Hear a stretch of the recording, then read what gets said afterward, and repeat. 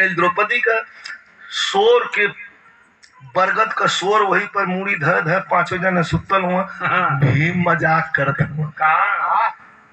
रात्रि का जब 1-1:30 बजल नीतू तो भीम का नींद टूटल कहवा अर्जुन से कि ये अर्जुन ठे बात पूछी गुस्सियाई बा ना न कहना नहीं भैया वहां लगा सोता था काहे गुस्सियाई बोला कहना अच्छा जी बताओ सुहाग रात पहले किए बिताई जनाल के अर्जुन उठ के छतिया पे चढ़ के तोड़ दिया अड़वा कहा तो क्या हम ईटा से पूछ दे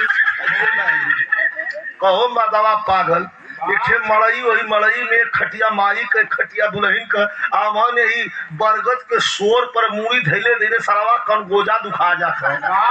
में तो अरे यार कुछ याद काहे के हुई जब भाई मौका मिली तो पहले किए मनाई अच्छा जाए तो कुछ मत पहले तो ही बना दी हम तो जब बजाब तब बरोबर मजा ए भैया यह कोई मजाक हंसी चलत हो ना अतल यही बीच में 26-27 दिन बीतल देखा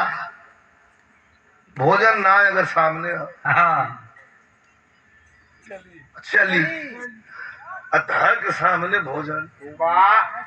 इधर दिखावा दिखावा अरे भैया अब जान जा कि मौत है अरे सुनो जाए कि पहले मौता है जान जा अब जैसे जैसे द्रौपदी निकलना बहरे अदब तरह कल जैसे जैसे बहरे निकलना देखना तो देख देख कूड़ा अर्जुन जी का काम तो गड़बड़ा गए तर्ज लग गई एक सलिया होली में एक गीत गौले रही हम होली वाली गीतिया गौले रही होलिया अच्छा अच्छे मेहरारू के हम लेडीज के हम गईली हम इतने होली गावे के ए भैया गईली तो बड़ा कम कपड़ा पहिर के मॉर्निंग वॉकिंग कर देखली तो गीत तुरंत जन हो तो मुखड़ा लिखली कैसे